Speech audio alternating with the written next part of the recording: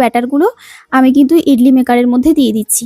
আর এই বাটিগুলোর মধ্যে না আগের থেকে একটু তেল ব্রাশ করে নিয়েছিলাম, তাহলে কি হবে ওই নিচে লেগে থাকবে না। তো এই যে সুন্দর করে দিয়ে দিচ্ছি হাতায় করে, যতটা দরকার একটু কম কমই দিচ্ছি কারণ একটু ফুলবে। হাতে গেলে বাড়িতে বানানো জিনিস তো দোকানের থেকে ভালোই হয় আর হেলদি হয়।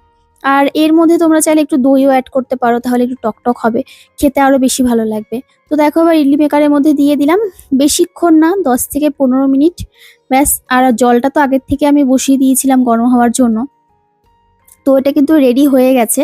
চলো এবার একটা বড় পরীক্ষা, সেটা হচ্ছে তোলার পালা, মানে উঠবে কি উঠবে না। আমি অনেককে দেখেছি ইডলি তৈরি করা এই পর্যন্ত তো ঠিক আছে, কিন্তু তারপরে আর উঠতে চাচ্ছিল না, তো সেটা আমার ভীষণ ভয় হচ্ছিল যদি না ওঠে। তো যাদের উঠবে না তারা না ওই একটুখানি ঠান্ডা করে নেবে, পুরোপুরি ঠান্ডা হয়ে যাওয়ার পরে ওঠাবে। তো আমার যেহেতু সেরকম কোনো অপশন ছিল না, কারণ আমাকে আরো বেশ কয়েকটা ইডলি তৈরি করতে হবে। সবাই খেয়ে ভালো বলবে আর খুব সুন্দর তৈরি হবে, তখন আর নিজেরই ভেতর থেকে একটা ভালো লাগা মানে ইসে হয়। তো যাই হোক, এদিকে দেখো তৈরি হয়ে গেছে। আর এদিকে এবার প্লেট সাজানোর পালা। তো চলো এবার প্লেটটা সুন্দর করে সাজিয়ে নিই।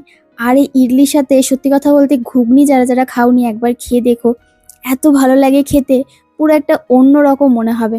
আর সাম্বার দিয়ে তো খুবই ভালো লাগে, আমার তো বেশ ভালোই লাগে, আমার বরের আবার সেভাবে একটা ভালো লাগে না। ওই জন্য ইডলির সাথেও বলেছিল এটা করতে। তো এই হচ্ছে ইডলির ফাইনাল লুক, আর তার সাথে এরকম ঝাল ঝাল লাল লাল ধোয়া ওঠা ঘুগনি, আর তার সাথে হচ্ছে ইডলি।